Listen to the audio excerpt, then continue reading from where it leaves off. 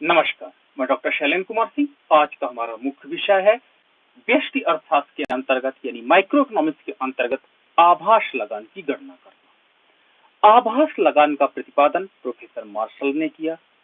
Professor martial ने कहा कि अल्पकाल में उत्पादन के सभी साधन की पूर्ति सीमित होती है, यानी उत्पादन के सभी जो साधन हैं, साधनों की पूर्ति सीमित होती है और इसी सीमितता के कारण उन्हें जो लगान प्राप्त होता है उसे हम आभास लगान की संज्ञा देते हैं। तो क्वासी रेंट यानी आभास लगान का प्रतिपादन प्रोफेसर मार्शल ने किया था और मार्शल ने बताया कि अल्पकाल में उत्पादन के सभी संसाधनों की वृद्धि संभव नहीं है, जिसके परिणाम स्वरूप जब बाजार में मूल्य बढ़ता है यानी मांग बढ़ने से मूल्य बढ़ता है तो इन संसाधनों को लगान प्राप्त होने लगता है, जो कि इनकी सीमितता के कारण होता है। जबकि दीर्घ काल में वास्तव में साधनों की पूर्ति बढ़ाई जा सकती है, जिसके परिणाम स्वरूप हमें लगान नहीं मिलता है। तो आइए देखते हैं आभास लगान क्या है। इसे डेवलप प्रोफेसर मार्शल ने किया था और इन्होंने इसका जो सिद्धांत था, इसका मेन कॉन्सेप्ट है कि अल्पकाल में जो लगान उत्पादन के सभी साधनों को उनकी सीमितता के कारण होता है। अल्पकाल वो समय होता है जब मांग के अनुसार हम पूर्ति नहीं कर सकते हैं। तो जब अर्थव्यवस्था में लगातार वस्तुओं तथा सेवाओं की मांग बढ़ती है और मांग बढ़ने के कारण वस्तुओं तथा सेवाओं का मूल्य बढ़ता है, लेकिन अर्थव्यवस्था में पूंजी की पूर्ति स्थिर रहती है। पूंजी की पूर्ति स्थिर रहती है। पूंजी यानी उत्पादन के अन्य संसाधन, उनकी पूर्ति स्थिर रहती है, जिसके परिणाम स्वरूप इन वस्तुओं को एक प्रकार का लाभ मिलता है, यानी स्थिर वस्तुओं को एक प्रकार का असामान्य लाभ मिलता है, जिससे हम आभास लगान की संज्ञा देते हैं। That is called quasi rent. तो quasi rent it is the reward for short term of the limitation. Short term reward है जो लिमिटेशन ऑफ द कैपिटल या अदर रिसोर्सेस। तो अल्पकाल में जो हमारे पास पूंजी की पूर्ति स्थिर होती है, मांग बढ़ने के कारण जो इनका रिवॉर्ड होता है, जो इनका सुपर नॉर्मल प्रॉफिट बढ़ जाता है, उसी को हम आभास लगान की संज्ञा देते हैं। स्थिर साधन को ही याद रखना आभास लगान प्राप्त होता है। परिवर्तनीय साधन को का भुगतान वास्तव में सीमांत उत्पादकता ह्रास नियम के आधार पर किया जाता है। सीमांत उत्पादकता ह्रास नियम के आधार पर इनका रिवार्ड तो दिया जाता है, लेकिन स्थिर साधनों को जो असामान्य लाभ मिलता है अल्पकाल में, उसकी सीमितता के कारण वही लगान होता है। दैट इज कॉल्ड आभास लगान।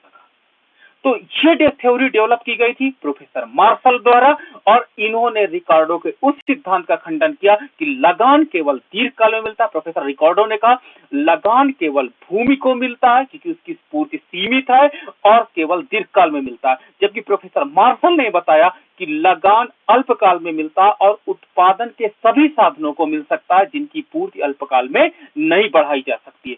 तो अल्पकाल में स्थिर साधन को जो असामान्य लाभ मिलता है उसे हम लगान की संज्ञा देते हैं, जबकि परिवर्तनीय साधन को उनका जो रिवार्ड मिलता है उसे हम सीमांत उत्पादकता ह्रास नियम के अंतर्गत रिवार्ड देते हैं। तो ये वास्तव में एक प्रकार का असामान्य लाभ है, जो उत्पादन के स्थिर साधनों को मिलने वाला रिवार्ड है, वही आभास लगान की संज्ञा दी गई है। तो यानी केवल ये फिक्स कॉस्ट यानी जो हमारे पास फिक्स्ड पूंजी होती है, कैपिटल होती है, उसको जो रिवार्ड मिलता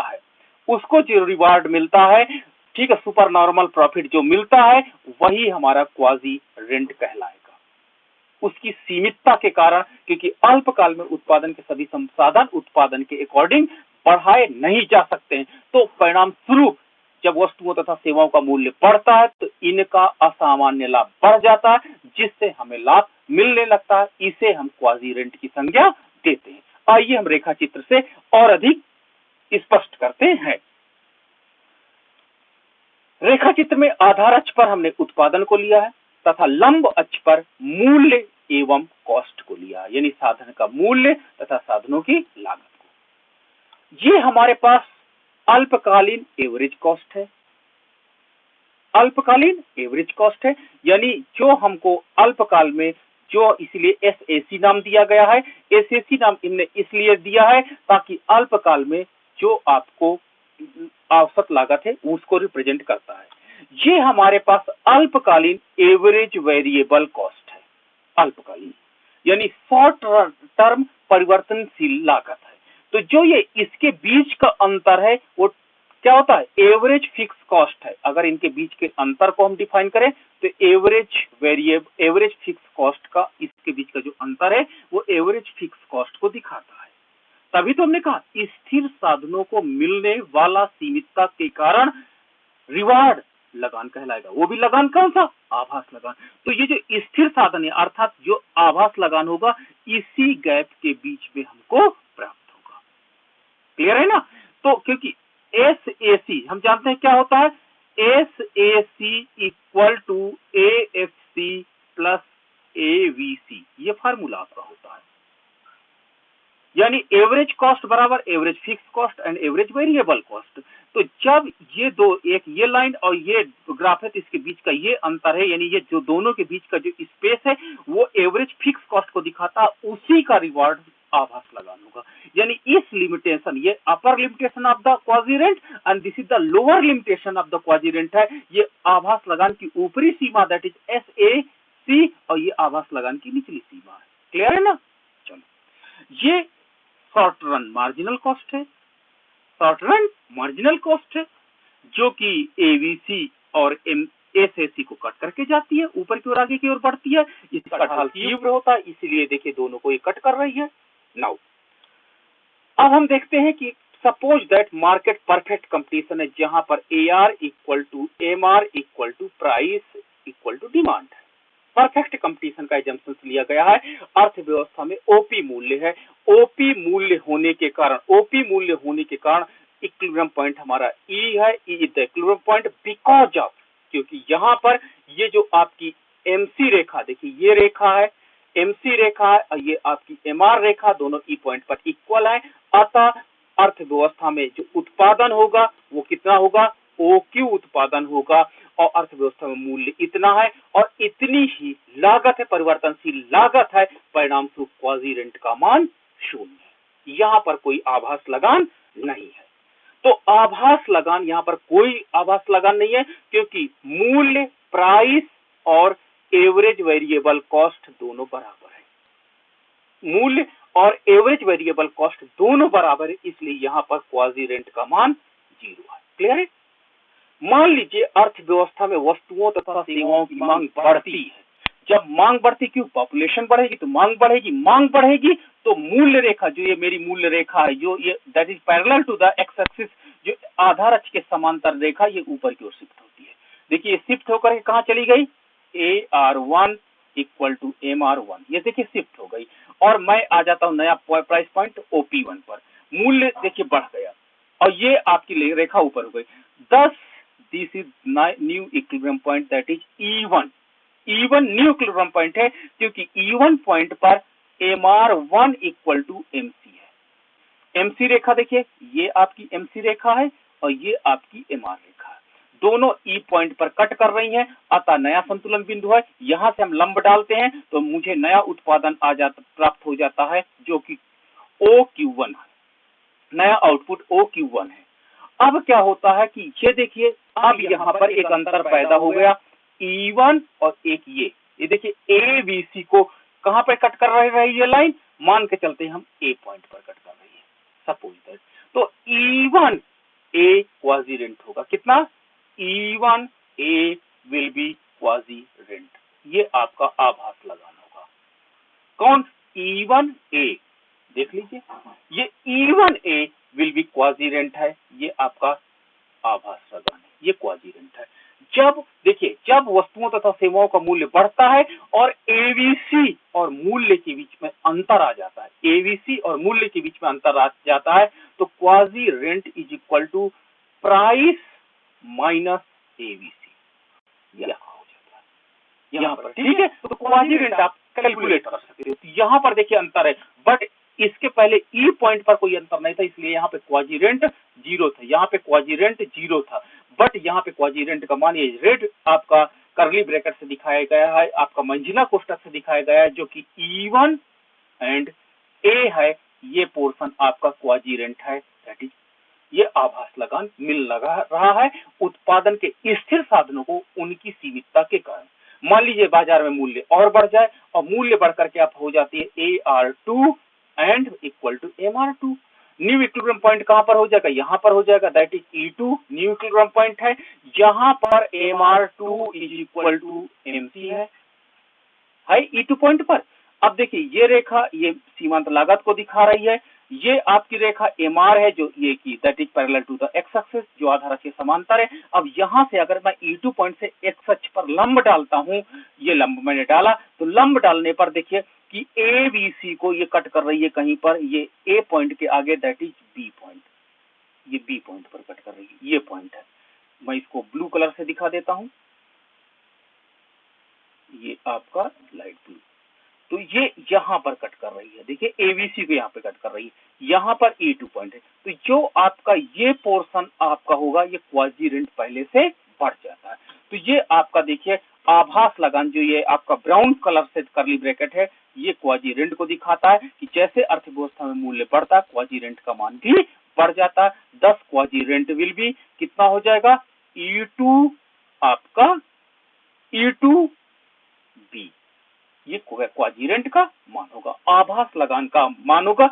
आभास लगान स्थिर साधनों को उनका रिवार्ड है, एक प्रकार का असामान्य लाभ है, जिसे हम आभास लगान की संज्ञा देते हैं। लेकिन जैसे ही एवरेज कॉस्ट लाइन को हम पार करते हैं, आभास लगान समाप्त हो जाता है। देखिए ये रेखा ऊपर की ओर चली गई, परिणाम स्वरूप क्या हो जाएगा, लगान मिलेगा, बट आभास लगान वहां पर नहीं मिलेगा। चलिए अब हम दूसरे डायग्राम में इसकी चीज को समझ लेते हैं। आभास लगान, फिर से मैं आपको रिपीट कर देता हूं, आभास लगान अल्पकाल में सीमितता के कारण प्राप्त होता है। कोई उत्पादन के साधन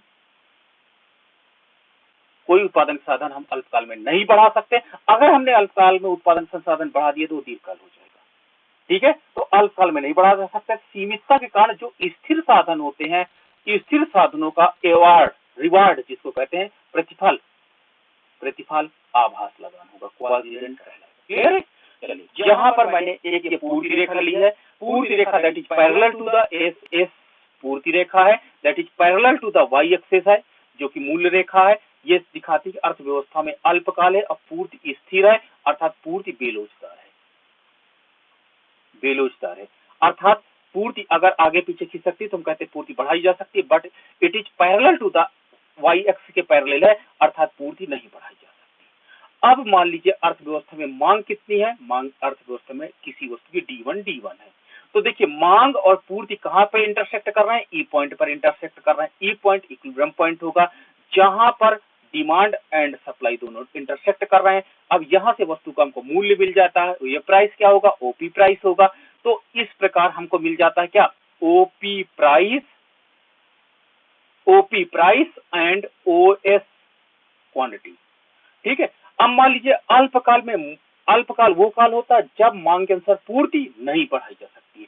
तो जब मांग देखो बढ़ी, मांग बढ़ करके कहां पे हो गई, D2 हो गई, तो मांग रेखा ऊपर की ओर शिफ्ट हो गई, तो नया इक्विलिब्रियम पॉइंट हम कहां से E से आ जाते हैं, नया इक्विलिब्रियम पॉइंट E2 आ जाते हैं।